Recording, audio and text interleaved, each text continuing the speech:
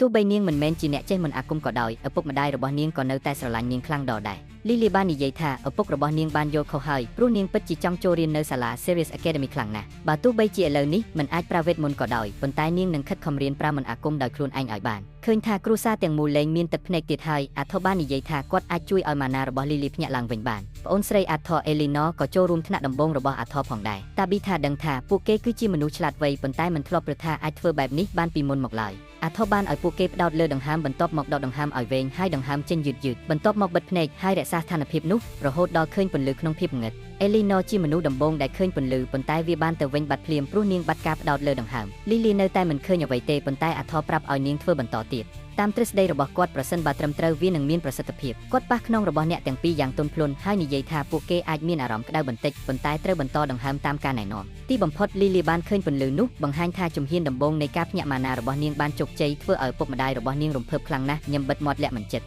មិនយូរប៉ុន្មានគ្រប់គ្នាបានរៀបចំពិធីជប់លៀងព្រោះលីលីបានភ្ញាក់ម៉ាណារបស់នាងរង្វាន់គឺទីអាំងខ្លាញ់ដែលមើលទៅឆ្ងាញ់ខ្លាំងបើទោះបីត្រូវចំណាយពេល2ទៅ3ឆ្នាំឲ្យធម្មពលស្ថិតស្ថេរឡើងវិញក៏ដោយប៉ុន្តែដោយសារការសប្បាយរបស់លីលីវាមិនសំខាន់ទៀតឡើយព្រឹត្តិការណ៍យប់នេះនៅសាលលក់ដេញថ្លៃ Healthy ត្រូវបានពួកអភិជននិងអ្នកផ្សងព្រេងជាច្រើននៅរោងចាំអាថ័រដឹងថាមនុស្សជាច្រើននឹងយកឱកាសនេះដើម្បីទិញវត្ថុដ៏មានតម្លៃក្នុងនាមជាប្រធានផ្នែកសន្តិសុខគាត់បានបញ្ជាឲ្យកូនចៅប្រុងប្រយ័ត្នខ្ពស់មិនឲ្យមានកំហុស Vincent បានអបអរសាទរគ្រប់គ្នាហើយណែនាំភ្ញៀវកិត្តិយសមនុស្សដំបូងគឺស្ដេចនៃ Green Glade បន្ទាប់មកគឺព្រះមហាក្សត្រី Priscilla ព្រះអង្គម្ចាស់ Curtis និងព្រះនាង Kathleen ការមកដល់របស់រាជវង្សធ្វើឲ្យគ្រប់គ្នារំភើបយ៉ាងខ្លាំងបន្ទាប់មកខួប10ឆ្នាំនៃសាលលក់ដេញថ្លៃបានចាប់ផ្ដើមជាផ្លូវការអាថ័រមានអារម្មណ៍សោកស្ដាយបន្តិចព្រោះទិដ្ឋភាពនេះរំលឹកអតីតកាលមួយចំនួនខណៈកម្លាំងសន្តិសុខកំពុងត្រួតពិនិត្យគ្រប់ទីកន្លែង Vincent ចាប់ផ្ដើមណែនាំទំនិញម្ដាយរបស់អាថ័រសួរថាតើកូនសង្កេតឃើញអ្វីអាថ័រដឹងថាទំនិញទីនេះថ្លៃខ្លាំងដូច្នេះគាត់មិនអាចទិញបានទេអាថ័រទើបនឹងដឹងថាសៀលវីនាងបានបាត់ទៅណាក៏មិនដឹងចំណែកនាងតូចវិញក៏វង្វេងផ្លូវមិនដឹងត្រឡប់វិញដូចគ្នា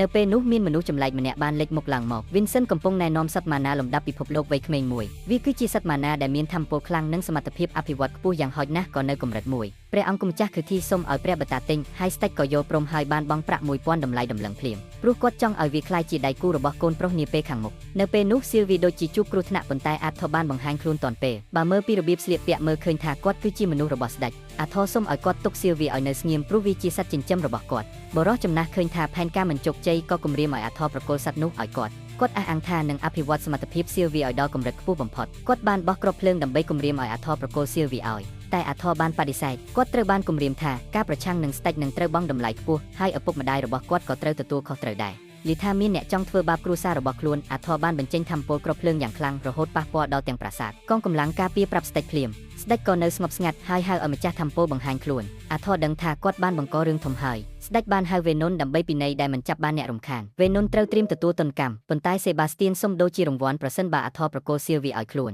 ស្ដេចបានពន្យល់ថាសេបាស្ទៀនបានបម្រើរាជវង្សយូរឆ្នាំហើយវេនុនបានអោនក្បាលសុំទោសព្រោះមិនអាចជ្រៀតជ្រែកលើដៃគូរបស់កូនប្រុសស្ដេចបានសួរអាថ័រថាតើគាត់នឹងគិតយ៉ាងណា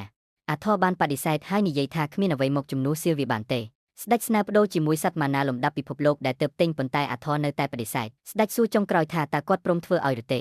អាថ័រតបថាតើស្ដេចព្រមលក់នាគតូចរបស់ខ្លួនប៉ុន្មានភ្លាមអ្នកគាំទ្ររបស់សេបាស្ទៀនបញ្ជាឲ្យដកអាវុធវាយប្រហារវេនុនបង្ក្រាបពួកគេសេបាស្ទៀនបានប្រើមន្តអាគមវាយប្រហារប៉ុន្តែអាថ័រក៏ប្រើសមត្ថភាពបញ្ឈប់ពេលវេលាឲ្យអ្វីឈប់នៅស្ងៀមអ្នកប្រយុទ្ធអាវុធម្នាក់ទៀតភ័យខ្លាចប៉ុន្តែអាថ័របានបំបាក់ជើងគាត់ភ្លាមគាត់ស្រែកសុំជំនួយប៉ុន្តែគ្មាននរណាបានឆ្លើយតបឡើយអាថ័របិទភ្នែកប្រមានពាក្យចុងក្រោយថាបើមិនស្គាល់វាសនាទេនឹងដឹងថ្ងៃបុណ្យយ៉ាងដូចម្ដេចបន្ទាប់មកធម្មពលរបស់គាត់អស់ហើយគាត់ដួលសន្លប់ពេលភ្ញាក់ឡើងអាថ័រដឹងថាគាត់ប្រើធម្មពលលើសកម្រិតក្នុងការគ្រប់គ្រងពេលវេលាម្ដាយប្រាប់ថានៅពេលនោះគ្រួសារទាំងមូលស្ថិតក្នុងភាពភ្ញាក់ផ្អើលយ៉ាងខ្លាំង